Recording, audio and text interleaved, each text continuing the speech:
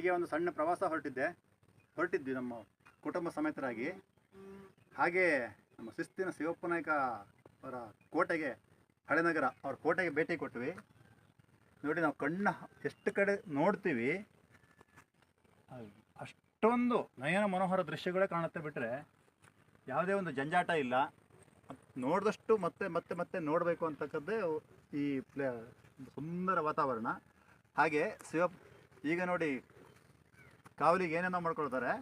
ಹಿಂದೆ ಕಾವಲು ಯಾವ ಥರ ರಾಜರ ಕಾಲದಲ್ಲಿ ಯಾವ ಥರ ಒಂದು ಕಾವಲು ಕಾಯ್ತಾ ಇದ್ರು ಅಂತ ಹೇಳಿ ಒಂದು ಸಣ್ಣ ಕಂಡಿ ಪರೀಕ್ಷೆ ತೋರಿಸ್ಕೊಡ್ತೀನಿ ನಿಮಗೆ, ಬನ್ನಿ.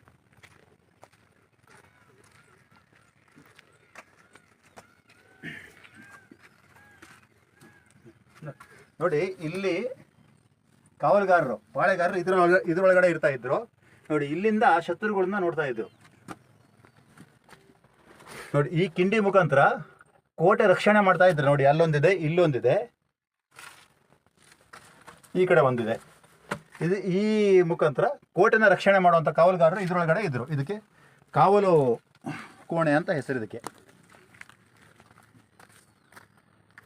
ಅತ್ಯಂತ ಸುಂದರ, ಚರಣೆಗಾರಿಗೆ ಭಾರಿ ಹೇಳಿ ಮಾಡಿಸಿದಂಥ ಸ್ಥಾನ ಇದು.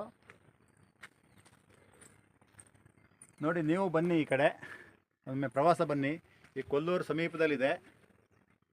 ಕೊಲ್ಲೂರು, ಮಾರಣಕಟ್ಟೆ ಎಲ್ಲ ಇಲ್ಲ ಸಮೀಪದಲ್ಲೇ, ಹೆಚ್ಚು ದೂರದಾಗಿಲ್ಲ, ಒಂದು 30 ಕಿಲೋಮೀಟರ್ ದೂರದಲ್ಲೇ ಕೊಲ್ಲೂರಿದೆ. ನೀವು ಒಮ್ಮೆ ಬನ್ನಿ, ಈ ಸುಂದರವಾದ ತಾಣವನ್ನು ನೋಡಿ, ಈ ಶಿಸ್ತಿನ ಶಿವಪ್ಪ ನಾಯ್ಕನ ಕೋಟೆಯನ್ನು ನೋಡಿ ಕಣ್ಮನ ತುಂಬಿಸ್ಕೊಳ್ಳಿ. ಹಾಗೆ ಇಲ್ಲಿ ಚಕ್ರ ಡ್ಯಾಮ್ ನೋಡಿ, ಚಕ್ರ ಡ್ಯಾಮ್ ಹಿನ್ನೀರಿದು, ಚಕ್ರನಗರ ಡ್ಯಾಮ್ ಅಂತ ಹೇಳ್ತಾರಲ್ಲ, ಅದರ ಹಿನ್ನೀರಿದು. ನೋಡಿ, ಇಲ್ಲಿ ಇಳಿದು ಹೋಗ್ಲಿಕ್ಕೆ ಮೆಟ್ಲಿದೆ.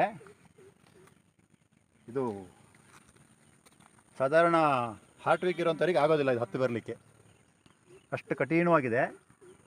ನೀವು ಒಮ್ಮೆ ಬನ್ನಿ, ಭೇಟಿ ಕೊಡಿ. ನಿಮ್ಮ ದುಗುಡುಗಳನ್ನು ದೂರ ಮಾಡಿಕೊಂಡು ನೆಮ್ಮದಿಯಿಂದ ಕುಟುಂಬ ಸಮೇತರಾಗಿ ಬಂದು ಭೇಟಿ ಕೊಟ್ಟು ನೆಮ್ಮದಿಯಿಂದ ತೆರಳಿ ಅಂತ ಈ ಮೂಲಕ ತಮಗೆ ಕೇಳ್ಕೊಳ್ತೀನಿ.